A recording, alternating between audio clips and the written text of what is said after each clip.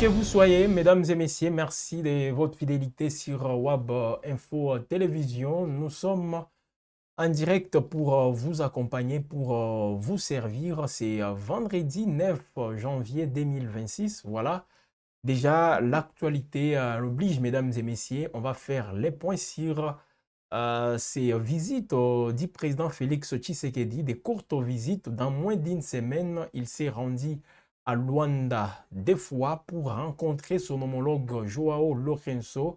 La question sécuritaire dans la partie est de la République démocratique du Congo était une fois de plus au rendez-vous. Alors, la question qui reste pendante, est-ce qu'on est en train de voir un autre processus justement voir le jour? Parce que vous le savez, mesdames et messieurs, les chefs de l'État et le gouvernement congolais, tout comme d'autres protagonistes à la crise sécuritaire dans l'Est de la RDC, s'étaient donné comme rendez-vous Washington ou Doha. Alors aujourd'hui, c'est au niveau de Luanda où les choses se dessinent beaucoup plus. Est-ce un retour gagnant ou soit après beaucoup de critiques à l'encontre de la médiation angolaise, toutes les médiations africaines, comme le chef de l'État lui-même l'avait dit devant la diaspora congolaise en Europe, alors il est des retours. Il fait une fois de plus confiance aux Africains pour trouver des solutions aux problèmes africains. Alors déjà, il y a une donne politique aussi qui s'invite, mesdames et messieurs, parce que c'est vrai, vous le savez, au niveau national, on insiste sur la tenue d'un dialogue inclusif avec l'initiative des évêques de la Cinco et de l'ECC. Alors, et c'est dans cette démarche voilà, que le chef de l'État, Félix Tshisekedi, multiplie des rencontres ou des visites à Luanda. On va surtout en parler. Quel écho à Goma où siège voilà, l'état-major de l'AFCM 23, que ce soit la branche politique tout comme la branche armée. On va aussi interroger, mesdames et messieurs, quelques sources là-bas pour en savoir beaucoup plus. Donc, restez connectés, restez justement toujours sur Web Info. Comme vous le savez, vos commentaires sont aussi, attendus et là, ça concerne toujours cette actualité. En République démocratique du Congo, comme vous le savez, mesdames et messieurs, avec tout ce qu'on a vu aussi au niveau des Goma, voilà, ou un message lancé à l'encontre voilà, du président Félix Tshisekedi. Donc, il y a des interrogations pour l'instant autour des visites successives du président Félix Tshisekedi à Luanda. Eh bien, le gouvernement congolais affirme que l'initiative ne vise pas à remplacer les initiatives de Doha et de Washington. Parlons-en, parce que c'est très important, comme vous le savez. Aujourd'hui, il faut tout de même saluer l'attitude des belligérants sur terrain, sur toutes les lignes de front. Il n'y a pas beaucoup de mouvements, il n'y a pas aussi beaucoup d'atrocités comme c'est fait le cas en décembre, tout comme les mois précédents. Donc, en ce mois de janvier, en tout cas, il n'y a pas trop d'échauffourées. On sait quand même que, je ne sais pas si c'est le cessez-le-feu qui est en train d'être respecté, ou soit c'est juste une accalmie que les deux parties essaient un peu d'observer. Alors, parlons tout d'abord de ces voyages du président Félix Tshisekedi. C'est la donne diplomatique. Ces voyages successifs des chefs de l'État congolais à Luanda auprès de son homologue angolais Joao Lourenço, qui est l'actuel président en exercice de l'Union africaine, suscite dans l'environnement sociopolitique congolais l'hypothèse d'une nouvelle initiative diplomatique.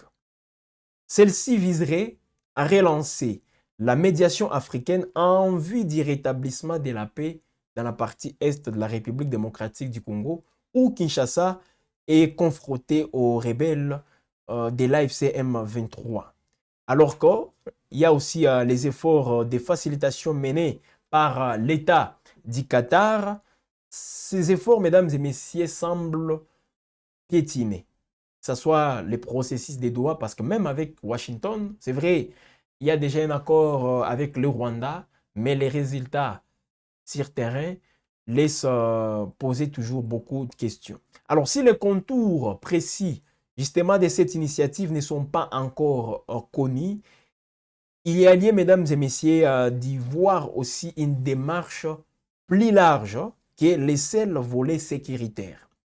Une démarche incluant un dialogue national inclusif destiné à prendre en compte toutes les composantes de la classe sociopolitique congolaise. Voilà pourquoi, en regardant cette miniature, vous allez voir la photo de Joseph Kabila, il y a la photo de Moïse Katumbi, il y a Martin Fayoulou aussi, toutes ces figures emblématiques de la classe politique en République démocratique du Congo, sans oublier la société civile avec cette composante confession religieuse.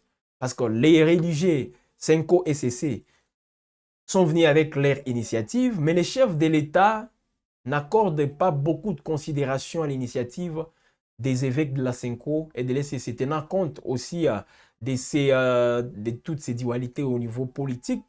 La Senko, tout comme l'ECC, qui ne parlent pas les mêmes langages en termes de gestion du pays avec les pouvoirs actuels. Donc les chefs de l'État regardent cette démarche avec beaucoup de méfiance. Ils se focalisent beaucoup plus au niveau des Luanda. Donc, toutes ces composantes, société civile, politique, peuvent intervenir. Ici, nous n'excluons pas justement l'AFC M23.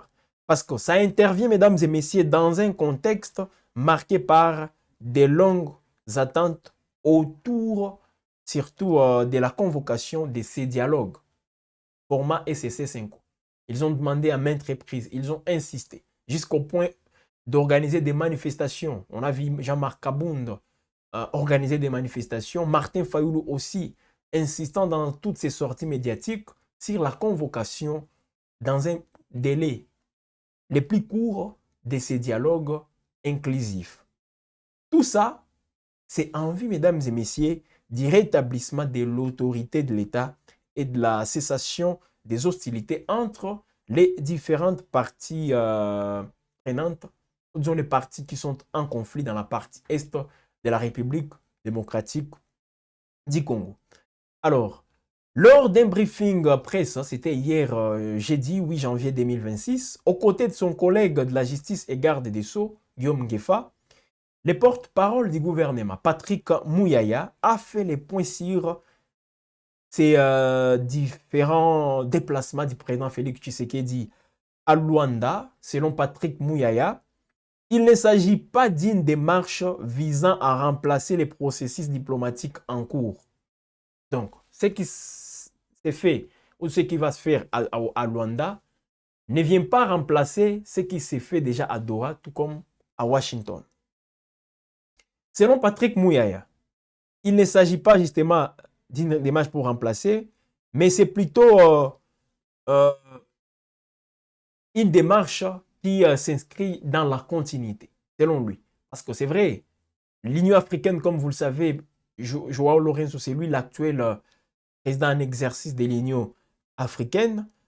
Eh bien, l'Union africaine est aussi concernée par les processus de Doha. Même au niveau de Washington, l'Union africaine était aussi invitée pour assister en tant que témoin à l'entérinement de l'accord de paix RDC-Rwanda du 4 décembre dernier.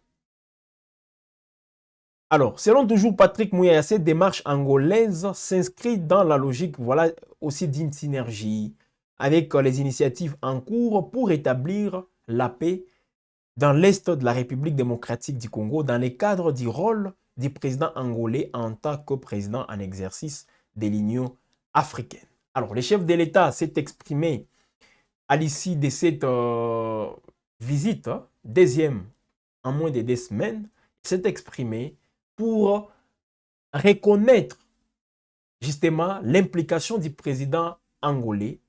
Il a donc reconnu l'implication du président angolais. Alors, c'est en quelque sorte aussi un autre discours avant de faire beaucoup de commentaires quant à ça. Parce que je sais que vous êtes nombreux en train de nous regarder, mesdames et messieurs, et comme ça vous intéresse, c'est mieux aussi que vous puissiez donner que vous puissiez voilà, faire votre lecture y afférente. Je vais tout d'abord Félix Tshisekedi à l'issue de sa visite officielle, une courte visite à Luanda chez son homologue Joao Lourenço. Je vais commencer d'abord par remercier le président João Manuel Gonçalves Lourenço, président de la République d'Angola, mais aussi président en exercice de l'Union africaine, pour son initiative, son attachement à la paix dans l'Est de la République démocratique du Congo. Et comme je vous l'avais dit il y a quelques jours, il m'avait fait des propositions que je trouvais très intéressantes pour cela, mais qui commencent d'abord par un cessez-le-feu immédiat et inconditionnel. Et je le dis ici au nom de la République démocratique du Congo que je souscris totalement à cette initiative et que nous sommes prêts à aller dans ce sens-là dès que nous aurons un retour de la part du président João Manuel Gonçalves Lourenço, que je tiens encore une fois de plus à remercier pour son engagement en faveur de la paix dans mon pays. Comme vous l'avez entendu dans le communiqué, nous restons bien entendu inscrits dans les processus de Doha et de Washington. Donc ce n'est absolument pas un nouveau processus, ça je tiens à le préciser, et le président qui est à côté de moi le confirme. Je parle sous son contrôle. Il n'est absolument pas question d'un nouveau processus ici. Que l'esprit malin ne vienne pas qualifier le président João Manuel Gonçalves Lourenço de vouloir s'accaparer de quoi que ce soit. Il est en faveur de la paix et n'oubliez pas qu'il était déjà avec nous au début de cette crise. Voilà, mesdames et messieurs, les chefs de l'État Félix Tshisekedi, des visites en moins de 2 semaines à Luanda, ce n'est pas un fait anodin. Donc, il ne faut pas prendre ça comme justement une promenade de santé du président Félix Tshisekedi s'est déplacé à Luanda. Et comme Patrick Mouyaya l'a dit, c'est sur invitation du président angolais João Lourenço. Parce qu'on avait déjà tourné les dos aux différents processus régionaux.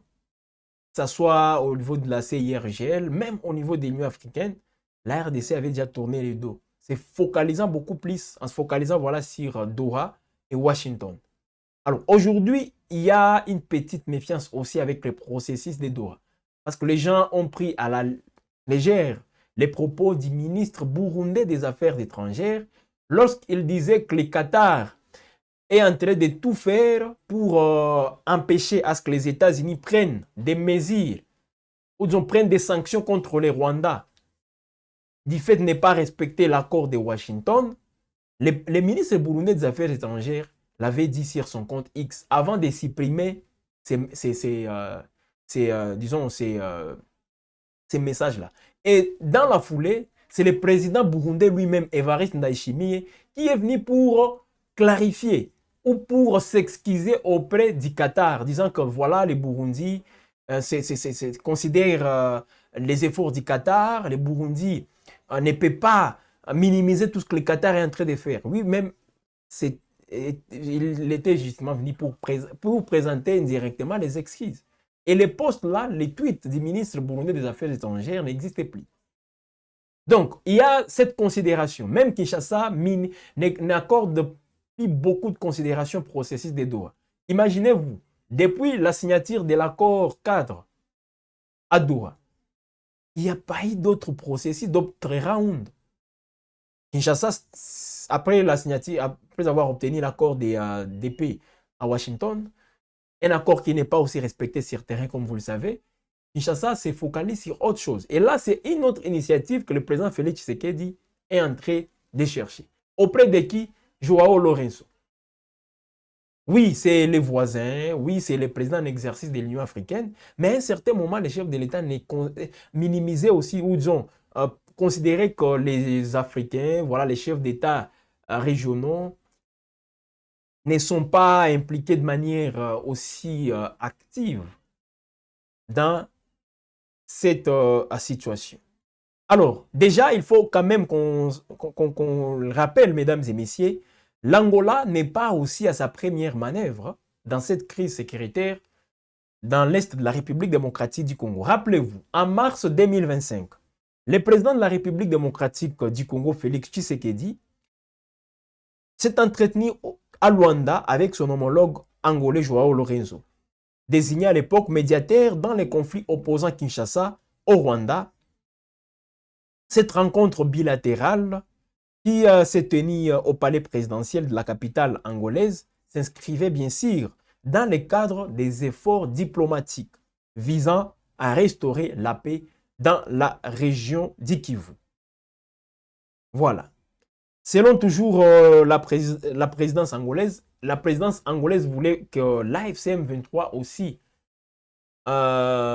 soit associé dans ce processus parce que l'AFCM 23 était même invité à l'époque, hein, en fait justement de faciliter des négociations directes entre les partis. Mais il faut aussi préciser que cette initiative marquait à l'époque l'étape d'une...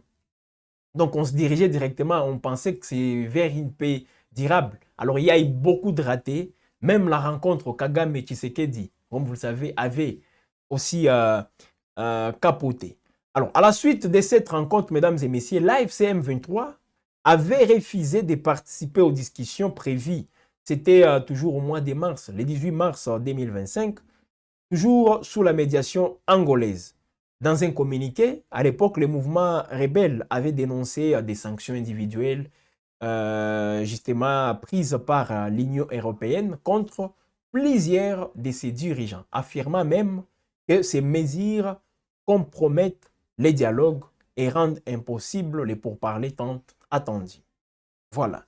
Alors, l'Angola, il y a aussi un aspect très important parce qu'avec l'Angola, d'ici là, l'Angola va céder la présidence tournante de l'Union africaine au Burundi.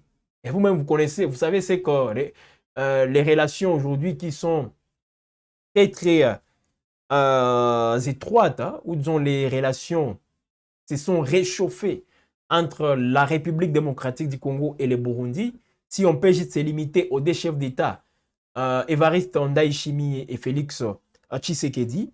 Alors ici, l'Angola qui va donc céder la présidence de l'Union africaine au Burundi au mois de février. D'ici là, février 2026, le Burundi va présider l'Union africaine. Alors, une interrogation demeure justement quant à la suite de cette initiative.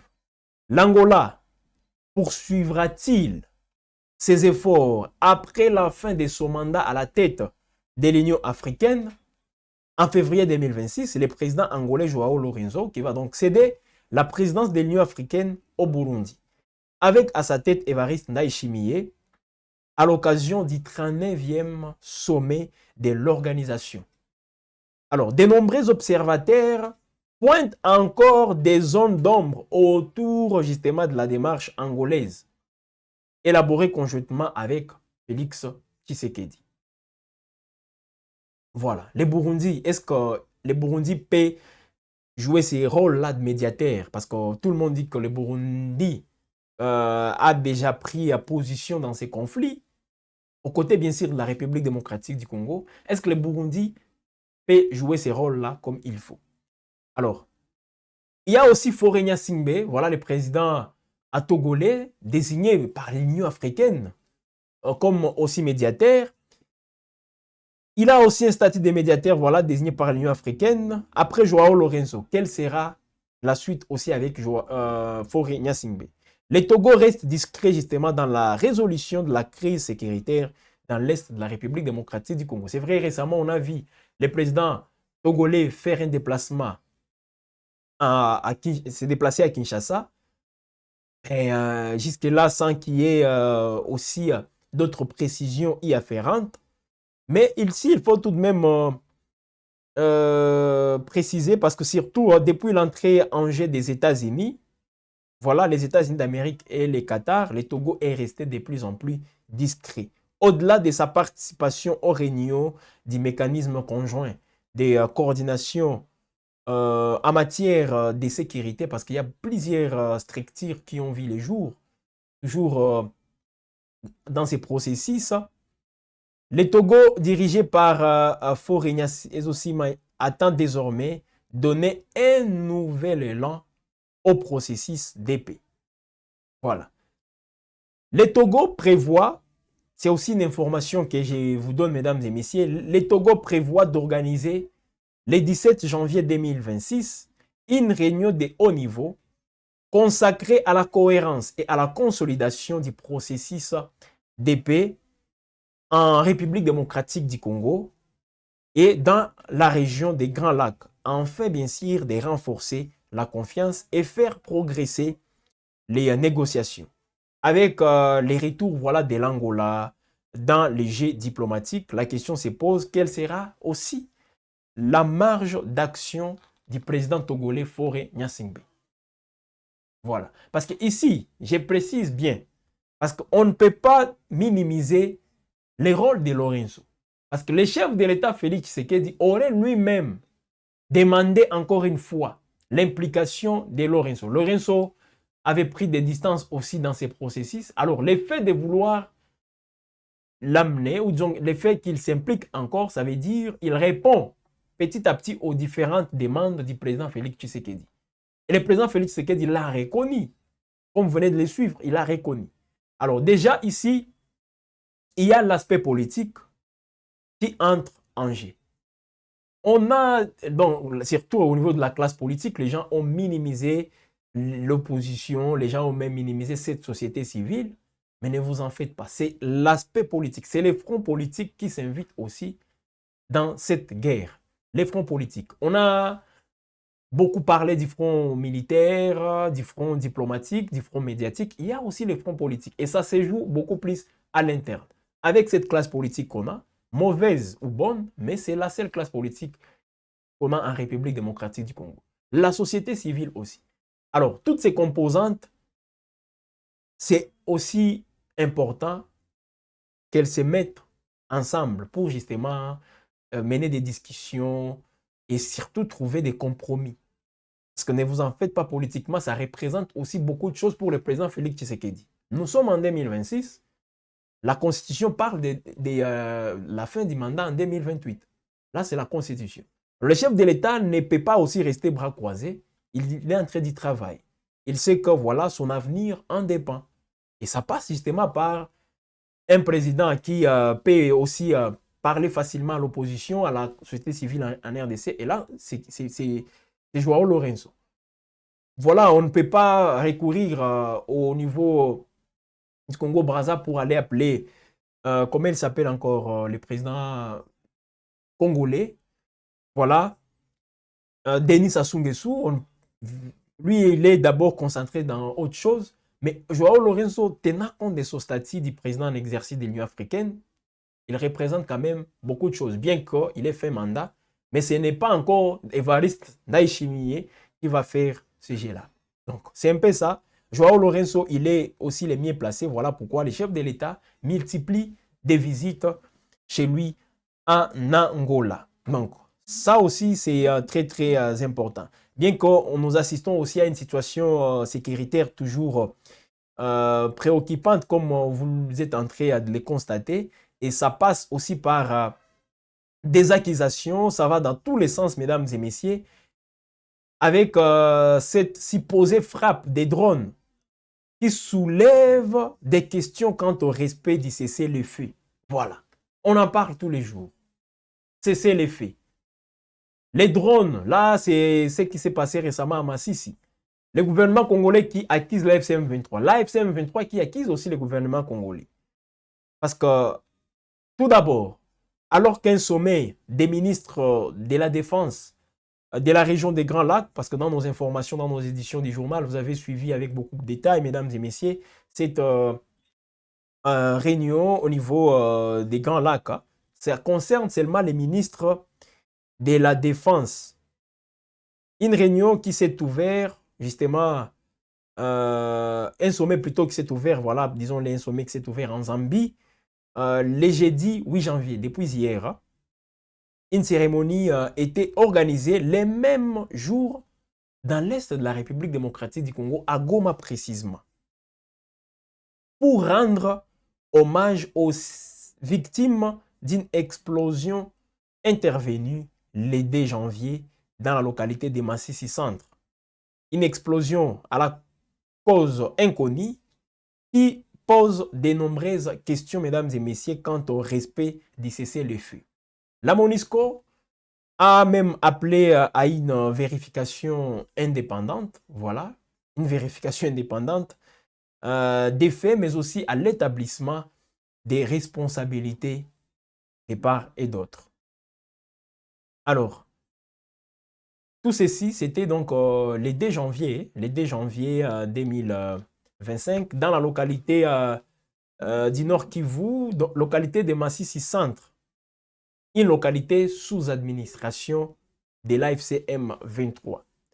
De nombreux habitants aussi interrogés par la presse, par aussi plusieurs observateurs, évoquent un souffle venu du ciel, un bruit de projectiles, voilà, et puis la détonation.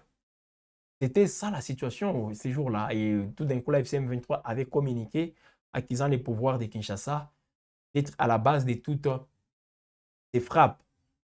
Et hier, ils ont organisé quand même des hommages, bien qu'au niveau de Kinshasa, on considère ça comme étant du théâtre. Ils veulent juste se moquer des victimes, parce que plusieurs maisons aussi étaient touchées à proximité même des victimes ces jours-là. Oui, donc, on ne sait pas qui est à l'origine de tous ces tirs. Voilà, mesdames et messieurs, frappe des drones ou quoi? Bah, une frappe des drones, c'est en tout cas l'hypothèse qui est avancée. Mais d'où venait-elle? C'est ça aussi la question. Et surtout, qui en est à l'origine? Voilà des questions qu'on peut tout de même évoquer. Pour la FCM 23, il n'y a pas de doute. La frappe serait les faits de l'armée congolaise. Le mouvement qui a donc organisé hier, jeudi 8 janvier, à Goma, une cérémonie en hommage aux victimes. Voilà donc les contextes dans lesquels Lorenzo intervient encore une fois. Et là, c'est l'AFCM 23 comme considéré aujourd'hui comme une opposition armée n'est pas du reste. Ça quand même, il faut les préciser. Alors, lisons quelques commentaires. Vous êtes nombreux en train de nous suivre et ces sujets ne vous laissent pas aussi indifférents. David, plutôt Davina Landou qui nous salue. Bonjour, bonjour à vous Davina. Foura Maïcha, bonjour journaliste, bonjour. Voilà, il y a Luzuma qui nous dit vous rêvez. Ok. Voyons voir ce que la suite va nous donner. Bonjour, depuis la province d'Issankuru, Alodja, Pascal Lolochito. Merci à vous, Pascal. Alors, il y a beaucoup de messages. Tous les acteurs politiques clés dans cette crise doivent prendre part à ces dialogues. Que Tshisekedi revienne à la raison et n'est pas juste consolider ce qu'il a déjà pillé en République démocratique du Congo. Voilà. Ça c'est dit aussi, hein. Félix Tshisekedi, il a déjà pillé, voilà. Il se focalise aussi sur l'option ou disons la voie pacifique. Ça passe aussi par des discussions. Oui, l'AFCM 23, je profite aussi pour revenir, parce que l'AFCM 23, qui serait aussi associé à cette initiative de Joao Lourenço sur demande de Félix Tshisekedi, l'AFCM 23 a déjà répondu de manière indirecte. Qu'est-ce que les responsables de l'AFCM 23 disent? Ils se concentrent beaucoup plus sur Doha. Parce qu'eux aussi ont déjà constaté que Kinshasa n'est plus beaucoup intéressé avec les histoires de Doha. Alors là, FCM 23 dit, voilà, nous sommes toujours à Doha. Si Kinshasa veut nous amener dans un autre processus, qu'il se prononce de manière ouverte sur Doha, il n'est plus concerné. Si Kinshasa dit, voilà, nous on se retire de ces processus, peut-être là, la FCM 23 peut les suivre au niveau des Luanda. Mais jusque-là, je l'ai dit encore, les sources diplomatiques ou même d'une manière officielle n'ont pas encore précisé que voilà, c'est aussi l'aspect politique est lié au niveau des rapprochements aujourd'hui entre Félix Tshisekedi et Joao Lourenço. Quand on parle de l'aspect politique, ça concerne justement ces fronts-là avec les partis, les acteurs politiques, les dialogues inclusifs à l'interne. Voilà. Bonjour, pas de dialogue s'il vous plaît. Ok, pas de dialogue. Alors, en lieu et place de dialogue, qu'est-ce que vous proposez? Parce que Goma, toujours entre les mains de la FCM23. Bukavu, entre les mains de la FCM23. Et c'est par la voie militaire que vous allez déloger encore la FCM23 à Goma, à Bukavu, partout là où ils sont. Voilà. Alors, si vous n'êtes pas d'accord avec les dialogues, qu'est-ce que vous proposez? Par contre, Paul Kagame n'a pas respecté l'accord qu'il a signé en présence de Donald Trump, le président de la première puissance mondiale. Comment pourra-t-il respecter les résolutions qui sortiraient du dialogue? C'est aussi, bon, cette question quand même, elle est aussi intéressante parce que qu'est-ce qui explique aussi les faits? On a obtenu un accord à Washington, Rwanda, RDC, l'accord de paix.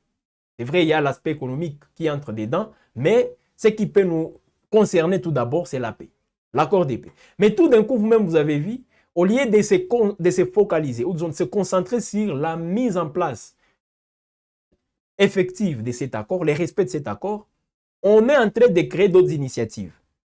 Je partage aussi cette question. Est-ce que Joao Lourenço va réussir là où Donald Trump semble échouer? Voilà. Est-ce que Lourenço, lui, il va réussir là-bas? Kabila, Nanga, Moïse, voilà les commentaires de Rigobert Moutonji. Alors, je venais de lire bien avant les messages de Jacques Chikourou. Voilà un message aussi très pertinent. Kagame n'a pas respecté selon lui l'accord qu'il a signé. Voilà, je venais de lire ces messages. C'est un peu ça, mesdames et messieurs, les contextes dans lesquels d'autres initiatives commencent à voir les jours. On revient encore chez Lourenço. Et pourtant, devant la diaspora congolaise, on avait dit il y a trop d'hypocrisie dans les chefs des présidences au niveau de la sous-région, au niveau même de l'Afrique, justement. Le président lui-même l'avait dit. Voilà pourquoi il avait pris cette direction de Washington et même de Doha. Alors, Kabila, lui, avait dit les solutions, donc les problèmes africains, donc les solutions africaines aux problèmes africains. C'est ce que Kabila, lui, avait dit. Aujourd'hui, on peut dire tout ce que nous voulons sur lui, voilà. C'est aussi ça la démocratie, mais il reste aussi un acteur majeur. Ça quand même, vous le savez, bien qu'il soit condamné, bien que vous l'aimiez ou pas, mais c'est un acteur majeur. Alors, Rigobert Moutonji, il dit Nanga Kabila, Moïse Katumbi et Martin Fayoulou, qui voulaient être président de la RDC. Alors, c'est quoi l'objet de la question? Je ne comprends pas très bien. Voilà, mesdames et messieurs, on est entré donc, nous sommes en train de finir hein, déjà avec cette production sur WAB Info. Je tiens à vous dire sincèrement merci d'avoir été nombreux. Justement, vous avez commenté, vous nous avez suivis. C'est toujours bien de vous servir. Hein. Alors, les programmes continuent sur WAB Info. Abonnez-vous, activez cette cloche de notification qui est juste là. Avec cette cloche, facilement, vous pouvez être alerté à tout instant lorsqu'il y aura des nouvelles publications, des nouvelles productions. Visitez toutes nos plateformes. Allez sur notre site internet wab-info.com. Allez sur Facebook, allez sur TikTok, allez sur X. Nous sommes partout. Même sur YouTube où vous êtes en train de nous suivre. Appareil Insta. Donc, c'est un plaisir de vous savoir nombreux. Merci aussi à Thomas Zawadi qui nous a réalisé. On se fixe rendez-vous très prochainement. Portez-vous bien, messieurs et dames.